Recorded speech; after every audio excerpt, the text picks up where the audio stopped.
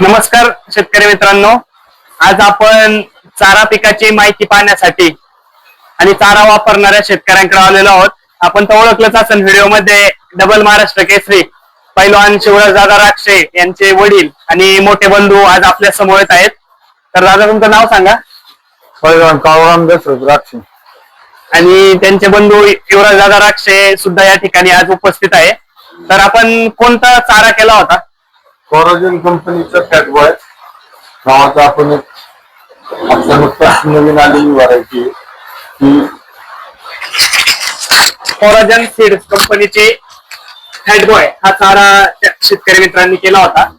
तर अनेक वर्ष ते शेती करतात आणि भरपूर 350-400 लिटर डेली कलेक्शन असलेला त्यांचा गोठा अनेक वर्षापासून प्रसिद्ध आहे. तर त्यांनी अनेक वर्ष वेगवेगळी चारा पिके केली. कडवळ असेल, ज्वारी असेल. तर ह्या ज्वारीचं काय वैशिष्ट्य वाटले दादा तुम्हाला? ज्वारीचं वैशिष्ट्य म्हणजे खायला मजबूत, वाढ बी चांगली आणि जनावर खुशी पण राहते आणि परवडतं करायला परवडतं. जनावरांची ताकद वगैरे चांगली राहते. किती उंची झाली होती याची? किमान आता सरासरी उंची याची 12 ते 13 फूट उंची वाढलेली होती. एवढ्या हवेच्या याच्यामध्ये पण ते पडलं नाही. त्याचा असं एक वैशिष्ट्य आहे की बाबा जो चारा पावसाच्या याच्यामध्ये वातावरणामध्ये किंवा हवेच्या याच्या पडला जातो, चढला जातो, तर त्याच्यात क्षमता एवढी मजबूत आहे की ते पडत नाहीये. पडलं नाही कारण भरपूर पाऊस झाला. पार वावरातून पाणी गेलं तरी पण तो पडला नाही. हवेचा त्याला काय फरक एवढा पडत नाही. आणि दूध वाढीबद्दल काय वाटतंय का? तुम्ही आता चालू केलाय? 8 दिवसापासून आपण चालू केलेलं आहे. आता किमान 1000 लिटरला फरक पडलेला आहे. थोडेफार दूध आताशी त्यांचं वाढायला लागले. नवीन चारा आहे. आणि जनावरांना खायला कसं आहे? आवडे खातात की टाकतात?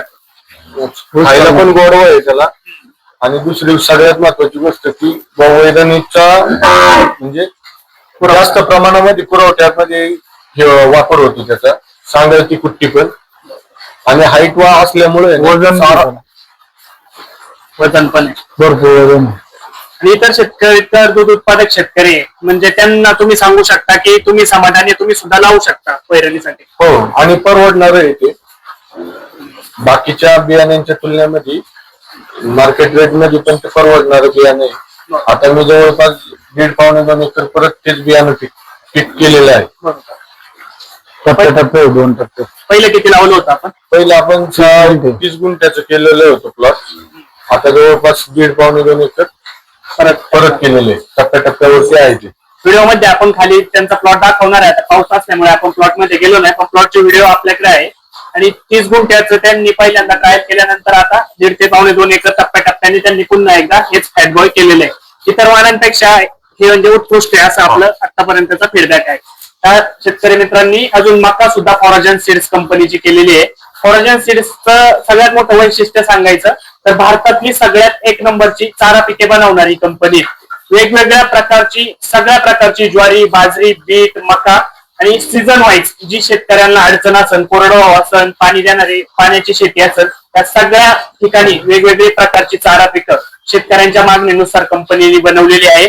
तर आज व्हिडिओ मध्ये आपण फॅटबॉयची माहिती पाहिली. शेतकरी मित्रांनी फॅटबॉयचा जो काही आपल्याला सकारात्मक प्रतिसाद दिलेला आहे त्यासाठी तुम्ही व्हिडिओ पूर्णपणे नक्की पहा. आणि आपणही दूध उत्पादक शेतकरी असाल तर नक्कीच आपल्या शेतामध्ये सुद्धा चारा पिकाची समस्या दूर करण्यासाठी फॅटबॉयची पेरणी नक्की करा. धन्यवाद.